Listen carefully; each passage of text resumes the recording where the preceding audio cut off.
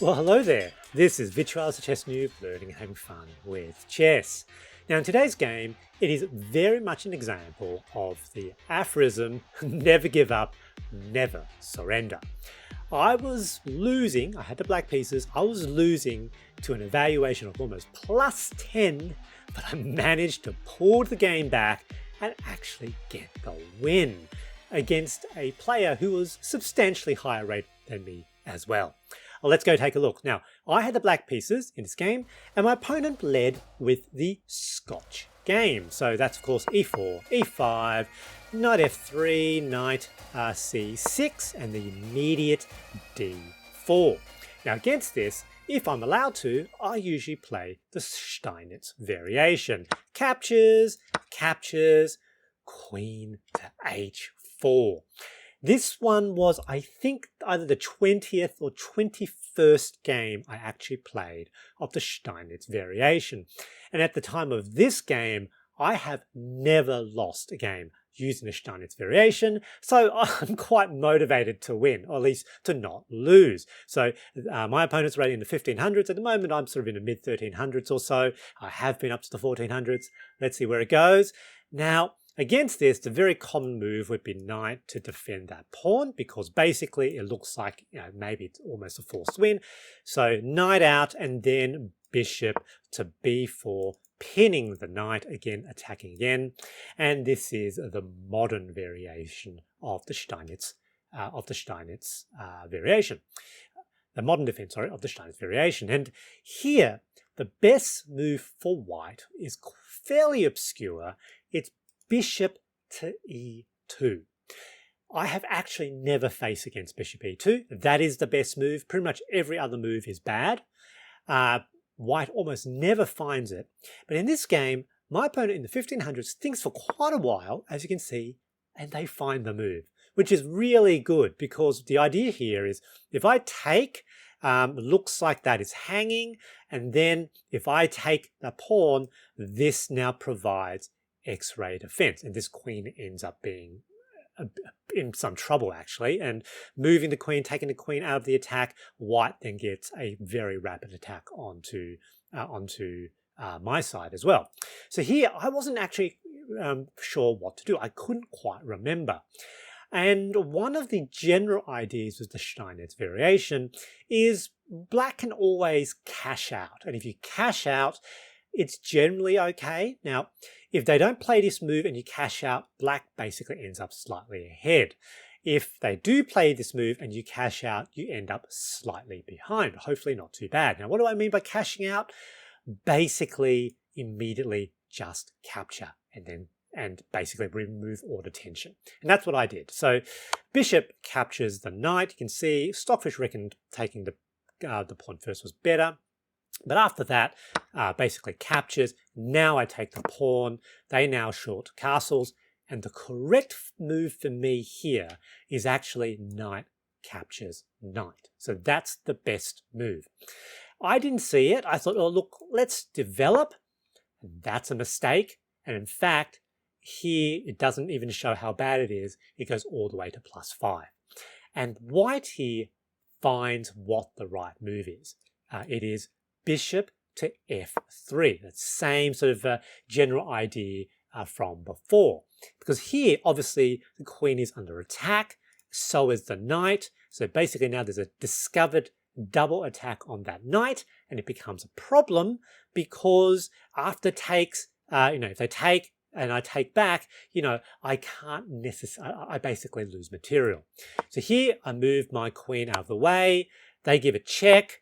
I now sort of block the check, potentially, I'm in some trouble. Double attack, basically immediately trying to get a potential early mate.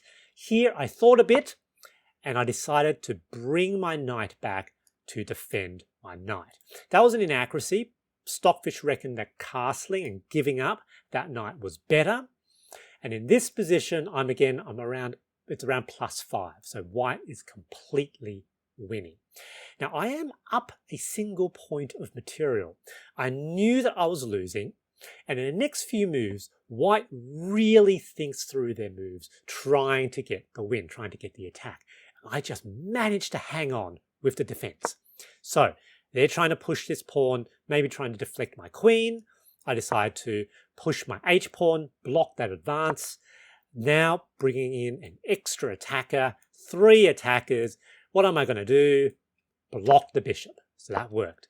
Moving the knight across, attack, attack.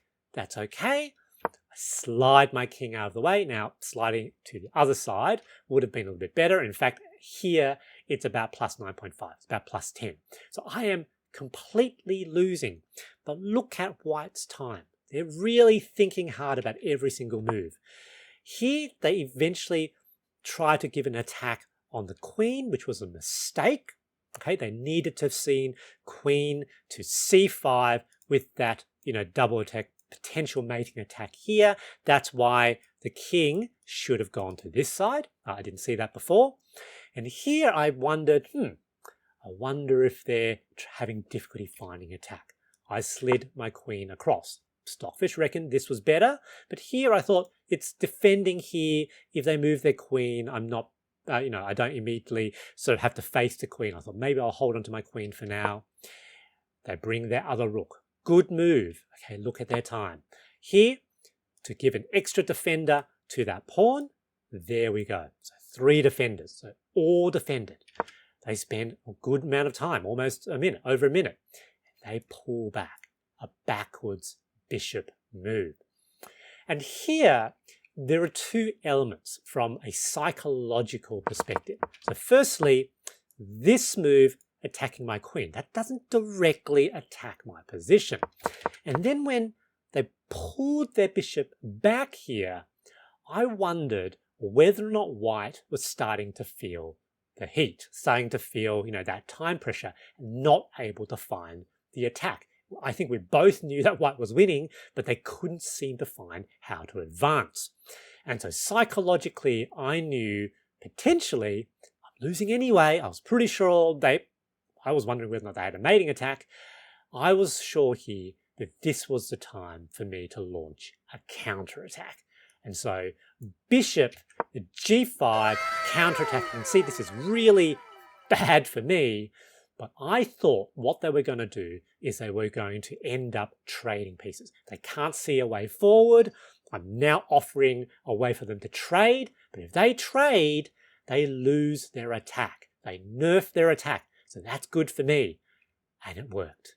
Take, take, take. And notice, basically, we're back to 0, 0, 0.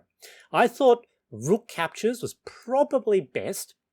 However, given that I've got so much time advantage, I thought it might be better if I take the queens off the board. I thought if we take the queens off the board, it becomes much safer for me. So I took with the queen, takes, takes, takes. It's 0, 0, 0. I'm up a point of material, but their position is definitely a little bit better. They find a brilliant move. Captures, captures. I thought, yep, they're gonna have to take with the rook. They didn't. That's a mistake, and in fact, it's now about minus 3.1. I have actually regained the lead. King over here attacking. They're down to 4 minutes. I've still got over 11 minutes. And I thought here I've got a really good potential chance. So my thought was, let's try to double up these 2 rooks. Surely there's something there. So they take. I sort of move my knight out of the way, of course, because it's under attack. They move their knight again. Now here, the correct move for me was actually to move the rook to c8. And the idea here is when this comes with check, I can get basically, it's like castling the king manually. However, I decided not to do that. I decided to move my knight, and that's because I wanted to double up my rooks. That's still potentially okay, but it's not as good. They give a check. King here. Now, Stockfish reckons king here is better. It's safer. I was worried about back rank mate, but the problem, of course, is there is the open b file.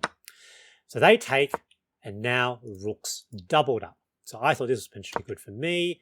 Attack, check, check. King forced out into the open. It's good for me. I bring the rook to the f-file. I thought this was potentially very, very clever because there'll be a discovered check with the knight move. Stockfish calls it a mistake because white can actually defend this with the knight to e6. So obviously if I move the knight with discovered check, they can capture my checking piece. So that move didn't actually work. And this just goes to show that rook and knight endgames, they're really difficult. They're really complicated and they're really tricky. However, that still advantages me. I've got over 10 minutes. They're under 2 minutes now. I have more time to think. So rook forward, basically, so it's not under attack. They give a check, and here I make a mistake. So I needed to bring the king here, basically so that that doesn't come with check. And effectively here, white can force a draw by threefold repetition. So check, there we go, check, there we go, check, you know. So basically, their best move is threefold repetition. I have no choice potentially in the matter. Check, there we go, check, and check. And here, if they go back, that will be threefold repetition. They didn't want to draw. They wanted to win, which is extraordinary given they've only got 44 seconds left. You know, I've got to, you know, definitely admire my opponent. So they decide they didn't want to draw, which is really interesting. Attacking my rook, pull the rook back. Okay, I am now ahead again. They bring the king over. I now bring the rook, my knight this way. This way would have been better. Triple attacking that f2 pawn basically forces a win. This doesn't quite work because, well, it did work now because they move their king. And this is a massive blunder. In fact, I think it's about -6, completely winning for me. I should have taken this way. However, I decided to take this way. I was trying to play quite quickly here, noting that white almost had no time left. I didn't want them to think on my turn. So I now play some inaccurate moves. So this was a mistake. So king in that direction. So if I had both rooks on the second rank, you know, rooks on the second and seventh are really powerful. It's really, really strong. Basically, almost forcing it a mate. So that was a mistake. I capture, they attack. Here, I should have taken this way. Basically, what that would have looked like is something like this, and then I can move back, and of course that defends, so it's not actually under attack. I didn't see that. I saw there was a potential attack here, but I didn't see that that was defended, so I decided to move the knight back, which was a mistake. They moved the king here, which was also a mistake. I now move my knight to the wrong place, trying to double attack, but they managed to defend. And here, moving too quickly, underthinking, I make a blunder. Actually a losing blunder, but they've only got 26 seconds. I played knight here with check, and immediately after I made the move, I thought, what have I done? That is obviously just hanging. They take. I was really, really upset with myself. However, here I give a check. Thankfully, they moved their king to the wrong place, so that's a blunder. They've almost got no time left. Here we go, knight forward. They move. I give a check, king back. Here I take. That's a blunder. That's a blunder because white now has basically that's something that looks like a ladder mate. Basically, they get to win material. They didn't see it. Thankfully, I give a check. And here they make the terminal blunder.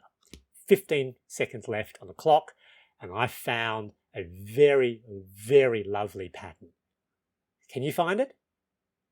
I get to win both of white's rooks, completely winning.